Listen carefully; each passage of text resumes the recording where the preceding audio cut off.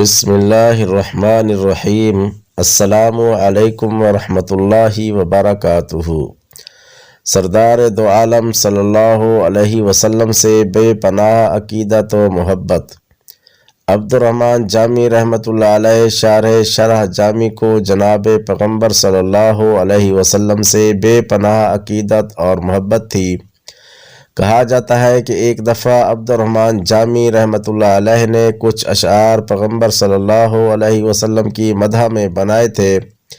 اس واسطے حضرت جامی رحمۃ اللہ علیہ نے مدینے جانے کا ارادہ فرمایا کہ یہ اشعار روضہ اقدس کے سامنے پڑھوں گا، تو مکہ معظمہ پہنچنے پر عمرہ ادا کیا اور ارادہ تھا کہ مدینہ کی طرف رخت سفر باندھ کر آقا دو جہاں صلی اللہ علیہ وسلم کے روضہ اقدس پر حاضری دوں کہ امیر مکہ نے رات کو خواب دیکھا کہ نبی کریم صلی اللہ علیہ وسلم فرما رہے ہیں کہ اے امیر مکہ، عبدالرحمان جامی کو مدینے نہیں آنے دو۔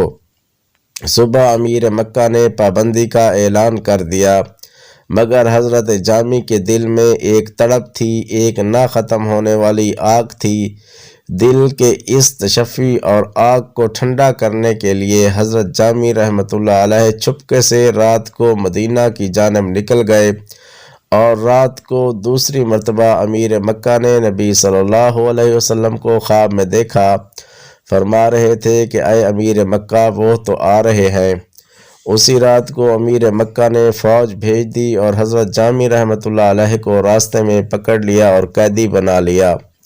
تیسری رات کو پھر نبی کریم صلی اللہ علیہ وسلم نے خواب میں امیر مکہ کو کہا کہ آپ نے کیوں جامی کو قید کیا ہے؟ یہ تو مجرم نہیں، میں نے صرف اس لیے منع کیا تھا کہ میرے روضہ اقدس پر کچھ اشعار پڑھنے کا ارادہ رکھتے تھے۔ وہ ایسے اشعار تھے، اگر وہ پڑھ لیتے تو مصافحہ کے لیے میرے ہاتھ ضرور نکل جاتے۔ اس پر امیر مکہ نے علامہ جامی کو جیل سے نکال کر اعزاز و اکرام سے نوازا۔